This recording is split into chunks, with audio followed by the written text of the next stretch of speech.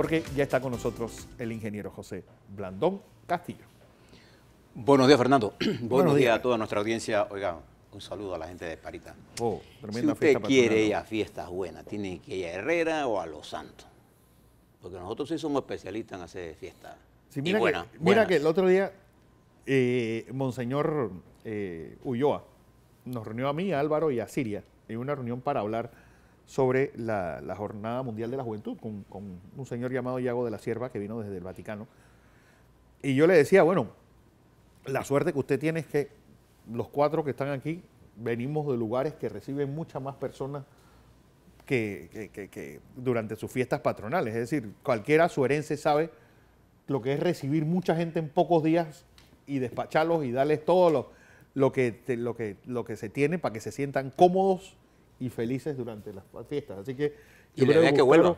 Sí, así que vuelvan. Que así que buscaron buenos personajes para pues explicarle a la gente del Vaticano pues que los panameños sabemos organizar grandes cosas.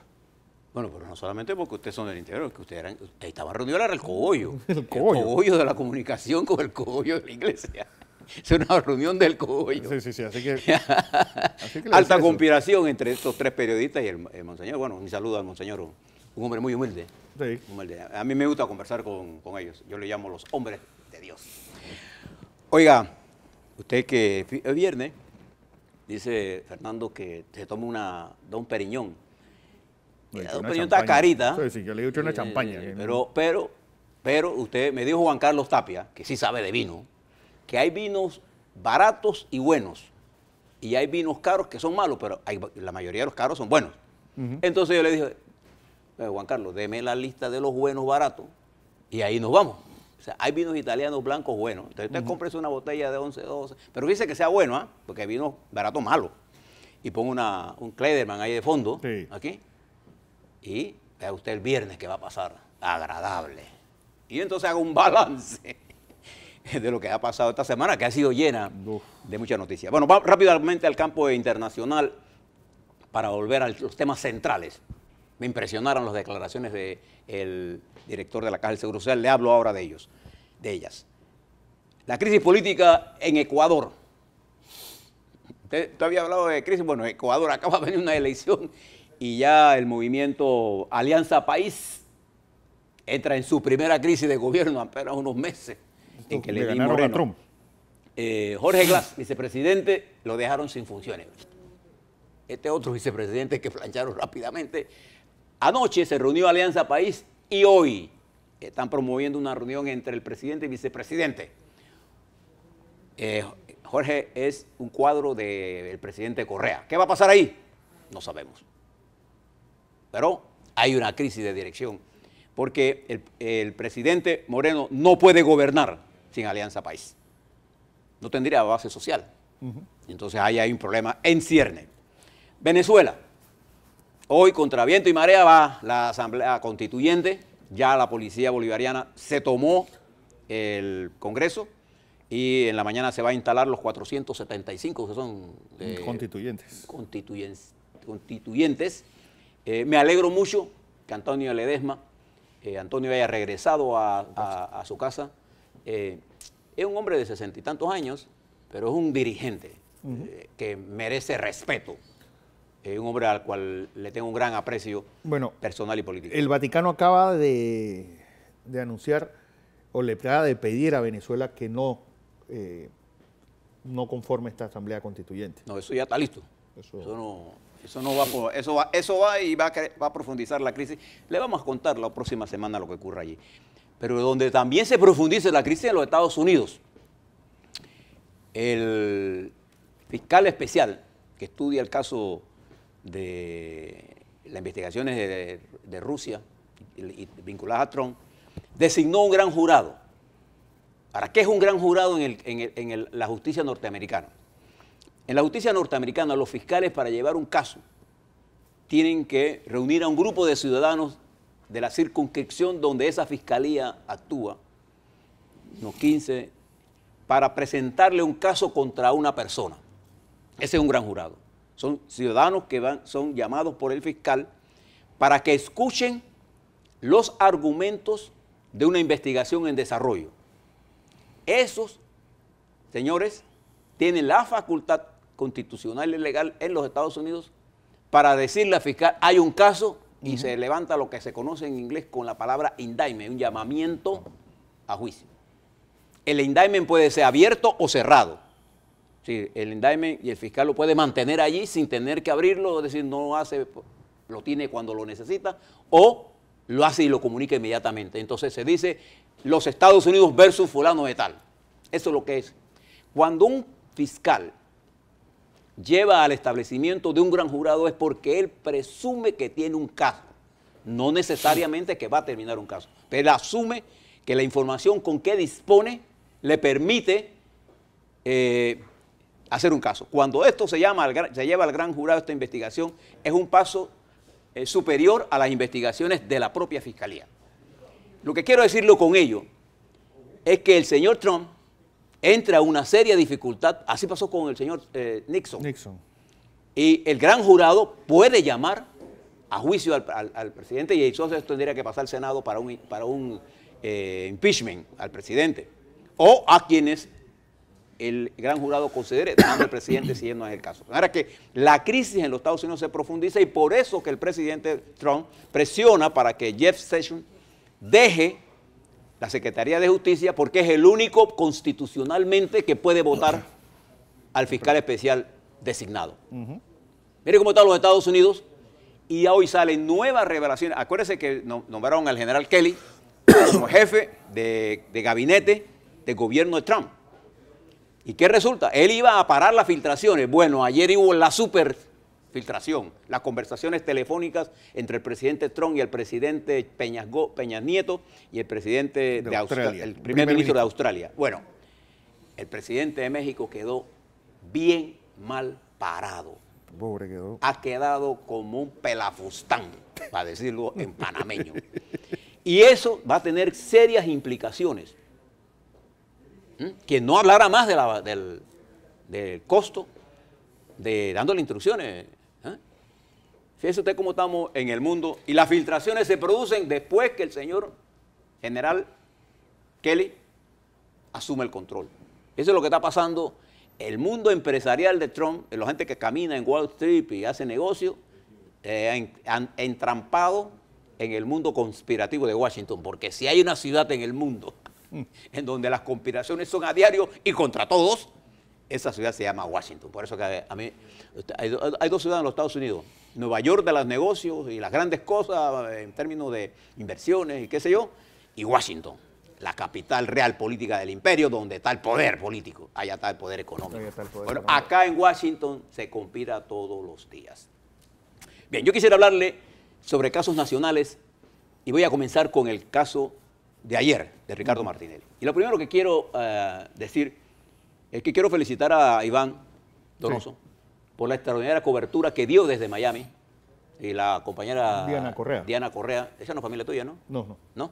Bien. No la había visto en mi Y vida. desde aquí, ustedes que, Guillermo y Fernando que estuvieron, más todo el equipo. Y Lupe, perdón. Lupe, sí.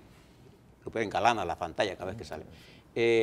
No solamente por su belleza, sino por su inteligencia, su talento. Que dieron una cobertura, pero quisiera ponerle a ustedes los datos para que ustedes puedan hacer sus propios. Ahora que va este viernes, tómese el vinito que le estoy diciendo y el Don Periñón si tiene billete, porque el Don Periñón vale como 200 palos. Sí. Hay vinitos de 20, de 15 dólares que son buenos. Fíjense lo que está ocurriendo. ¿Por qué la Fiscalía de los Estados Unidos está presente en este juicio? La Fiscalía de los Estados Unidos está representando al gobierno de Panamá a través de que se expresa allí en el Ministerio de Relaciones Exteriores de Panamá. El fiscal es el fiscal del Ministerio de Relaciones Exteriores que pide la extradición. Esa es su función. El fiscal allí no está para acusar a Ricardo Martinelli de un delito, sino para sustentar que hay un delito que Panamá reclama que merece ser llevado a la justicia y se merece la extradición. Esa es la función del fiscal de los Estados Unidos, para que no nos confundamos. El juez es el que tiene que decidir la validez de lo que está pidiendo el gobierno de Panamá. Y al final, si él decide la extradición, es todavía potestad de la Secretaría de Estado de los Estados Unidos, entonces aplicarla, porque ya desde entonces pasa una decisión de carácter político. Claro. Bien, eso es lo que quiero que usted sepa. La segunda cosa que quiero que usted sepa, tal como nosotros les explicamos aquí, el tratado de extradición entre Panamá y los Estados Unidos de 1904 no se aplica en el caso de Ricardo Martinelli, porque el delito sobre el que se le acusa no está previsto en ese tratado. Como consecuencia, no hay un motivo para la extradición. ¿Qué argumenta la Fiscalía de Estados Unidos? Que hay lo que se conoce la Convención de Budapest, que establece el delito del cibercrimen y de la cual Panamá es signataria ya en forma oficial a partir del 2014. Entonces, ¿cómo aplicar una ley que es posterior a la comisión de un delito para tomar una decisión judicial? Ese es el kit del problema. La Fiscalía norteamericana, en representación del Ministerio de Relaciones de la República de Panamá, sostiene que el Departamento de Estado de los Estados Unidos, que no tiene carácter jurídico, pero que tiene una interpretación política de este acuerdo, el Departamento del Estado pareciera, fíjense que no lo afirmo, inclinarse hacia que es posible aplicar la Convención de Budapest. El juez de los Estados Unidos, que está el caso del señor Torres, lo que dice es que él quiere conocer cuál es el argumento del Departamento de Estado. ¿Okay? Ese es lo que está en discusión. Pero ayer escuchaba a todos los abogados de Panamá hablar sobre cosas de qué se aplica. Pero ¿qué es lo que en Panamá, por ejemplo, nos han dicho y se ha procedido en Panamá? Usted recuerda cuando discutíamos los casos cuyas investigaciones comenzaron después de la aplicación del sistema penal acusatorio. El último caso tiene que ver con la autopista Arraján-Chorrera. ¿Se acuerda de esa? Bien. Porque el delito se cometió en el 2012, dicen ellos, o 2010. Entonces se le aplica el penal inquisitivo. Porque el penal acusatorio comenzó en septiembre del 2016. Fíjense, si ese argumento es de la justicia panameña, yo me pregunto ahora, ¿cómo la justicia norteamericana, a través de la posición panameña, puede Panamá pedir que se aplique o que se interprete una ley que no favorece a Ricardo Martinelli, que es posterior a la comisión del delito? A ver, coja ese trompo en esa uña. Bien. Es sobre eso que el juez va a tomar su decisión. Y ayer, por las preguntas del juez, que no favoreció a ninguno de los dos, sino que el juez lo que estaba era buscando elementos. E incluso llegó a preguntar, el juez, si él tomó una decisión de no extradición, si la Fiscalía lo apelaría o no.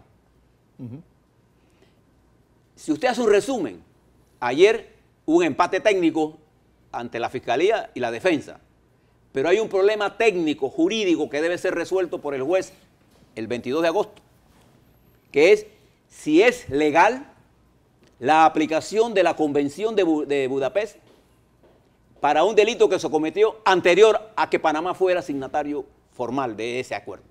Ese es el punto. Eso es lo que está en discusión. Lo demás es interpretaciones. Hay muchos abogados que hablan y dicen, sí, y ni siquiera le explican al país esto. Yo lo que quiero es que usted tenga esto en la mente y además tenga en la mente lo siguiente.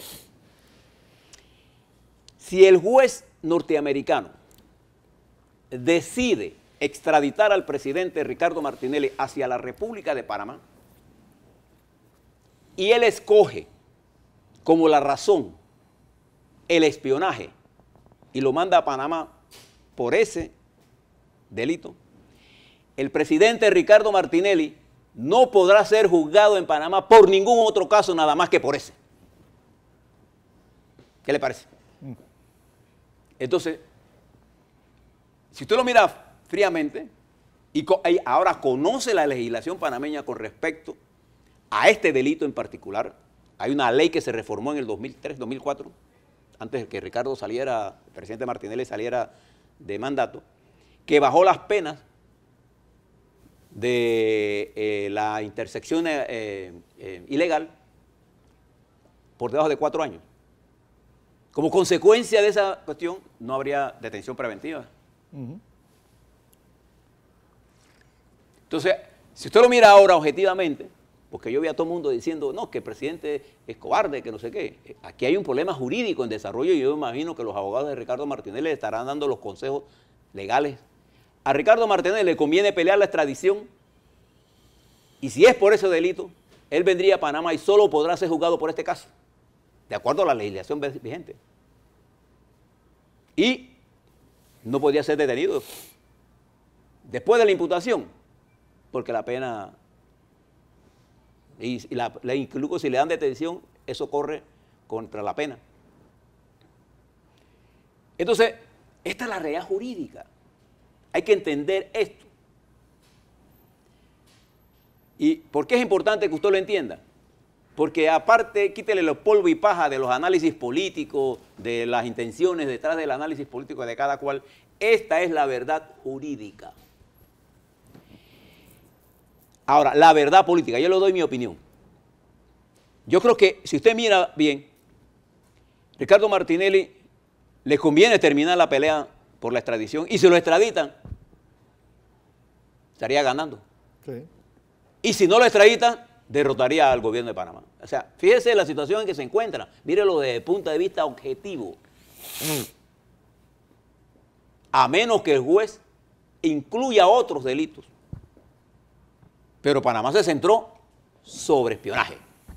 Porque es la única en donde un magistrado de la Corte Suprema de Justicia, en forma incorrecta al procedimiento legal en Panamá, le dio una imputación o pidió su detención, su conducción sin haber sido imputado de un cargo. Ese es el problema jurídico. Lo demás son apreciaciones de carácter político que no van en este caso. No importa cuál sea su opinión contra Ricardo Martinelli, esta es la realidad jurídica. Entonces, sobre eso es que tenemos que hablar. Y aquí hay muchos abogados que son administrativos, abogados de derecho familiar, que dan opiniones sobre cuestiones de juicio. ¿Y por qué yo lo estoy diciendo esto? Porque yo fui y busqué y consulté con abogados norteamericanos todo este procedimiento. Y por eso le estoy diciendo qué está pasando. De manera que el 22, lo que el juez va a determinar es si la decisión, la argumentación del Departamento de Estado tiene validez jurídica. Y fíjese que mucha gente piensa, no, que ya lo dijo el Departamento de Estado, ya vi por ahí una cuestión de la prensa. Es que lo que dice el Departamento de Estado, ya eso está resuelto, ¿no? Fíjese lo que pasó con el presidente Trump. Él emitió una orden para restringir la entrada a los Estados Unidos de 6 países árabes. ¿Qué hicieron los jueces norteamericanos? La paralizaron. Y él tuvo que ir hasta la corte para modificarla y tuvo que modificarla. Es decir, normalmente los jueces norteamericanos cuestionan mucho la actitud del departamento, del Ejecutivo, porque tiene más intención política que jurídica. De manera que yo no estoy muy seguro ni puedo decirle ni si el juez va a actuar en tal o cual sentido. Lo que yo sí sé es que hay una predisposición de los jueces de los Estados Unidos a cuestionarse profundamente las decisiones administrativas del Ejecutivo de los Estados Unidos. Y normalmente no las aceptan. Para que estemos claros en lo que está ocurriendo. De manera que le explico todo esto, porque todo esto va a estar pendiente para el 22 de agosto. Claro. Entonces, esta es la realidad de lo que pasó ayer. Y creo que, fíjese la situación en que se encuentra Ricardo Martinelli, la relación objetiva. Si pierde y es extraditado y el delito de extradición es este, solo puede ser juzgado por la Corte de Justicia por esto y todos los demás delitos no entran. Porque así está previsto. Porque él solo va a ser extraditado y puede ser juzgado por la razón por la que fue extraditado. ¿Le parece? ¿Alguien le había dicho eso? No. Entonces, esas son las cosas que usted debe saber para que entonces usted pueda entrar al debate con argumentación. Pero ayer también se dio otro hecho jurídico. En la audiencia de control del caso de Moncada Luna, el juez le cambió la medida para mandarlo a la casa. ¿Bien? La fiscalía anunció que va a apelar. Pero yo les quiero decir un antecedente de esto. un antecedente de esto. Cuando Moncada Luna llega a un acuerdo con el fiscal, la fiscalía del caso, que era el diputado Pedro Miguel González, como parte del acuerdo que se podía dar de acuerdo a lo que se establece en el Código Penal, Procesal Penal, los acusados, si confiesan el delito, pueden llegar a acuerdos con el fiscal que fueron homologados por las jueces de garantía. Y en el acuerdo se le prometió a él que se establecerían los jueces de control de su caso y que pasado un año él podría salir de su casa. Si ellos no lo quieren valorar ahora, yo le pregunto ahora a la Asamblea si ustedes llegan a acuerdos con alguna persona que tengan que juzgar, ¿alguien le va a hacer caso a ustedes? Porque esa era la petición de los abogados de Moncada Luna. Y ahora, la situación de salud de Moncada Luna es muy grave. Entonces yo le quiero pedir a la Fiscalía que preste atención a esto. Y hay por ahí mucha gente tuiteando cosas. Sí. Porque, mire lo que le voy a decir. Es más fácil tener una opinión que pensar. Por eso la gente tiene siempre más opiniones que piensa. Yo lo que quiero es que usted piense para que después opine. Aquí todo el mundo quiere opinar sin pensar. Pensar es más problemático, porque pensar es un procedimiento en el cual usted tiene que ver los pros y contras. Por eso que cuando usted brega con sus hijos, usted tiene que enseñarlo a pensar, no enseñarlo a juzgar. Porque juzgar sin pensar es establecer prejuicios. Y lo que nosotros queremos es realmente que usted piense, porque un ciudadano que piensa es un ciudadano que va a triunfar. Bien, fíjese, esto pasó ayer, pero además ayer hubo una marcha de Suntra. ¿Concurrida? Sí. Concurrida, ahí sí hay capacidad de movilización, con posiciones muy claras con respecto a lo que ellos están pidiendo. Piden la derogatoria de la 130, piden el decreto y piden alto a la corrupción, etc. Fue una marcha exitosa, con consignas que expresan un sentir de una de las organizaciones más militantes de este país. Y señalo, la más. La más. Y la más organizada, y con la capacidad de movilización. Otros solo ponen 20, 30, bueno, aquí veo la organización de una estructura de trabajadores con posiciones muy claras y llamando a una constituyente. De manera que, fíjese, el ala, vamos a decir, más radical de la sociedad, irrumpiendo en la vida con un nivel de organización. Solo le falta ajustar su discurso y tendrá mayor éxito. Y termino con esto.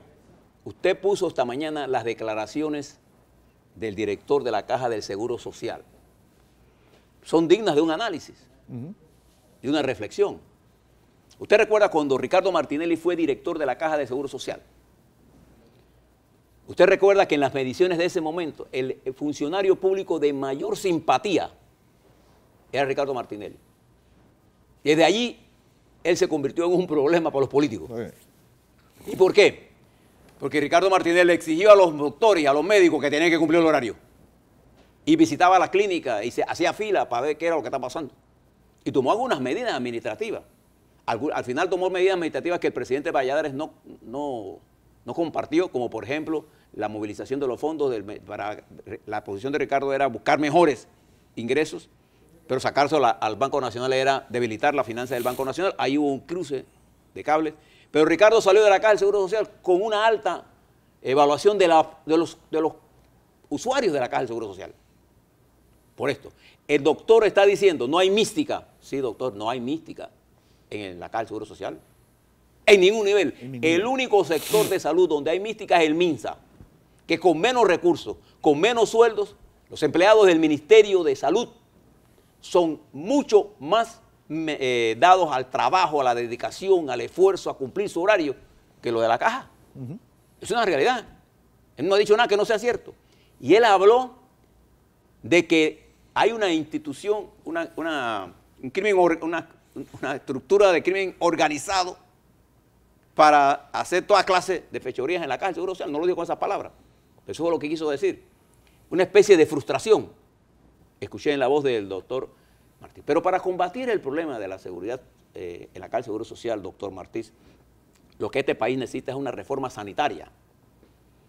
Porque la Caja del Seguro Social es un frente tan alto, una empresa tan grande de 4.000 millones de dólares, con tantas, pero con modelos de gestión anticuados, con una estructura de mandos medios sin capacidad técnica y atrapada en todas las marrumancias.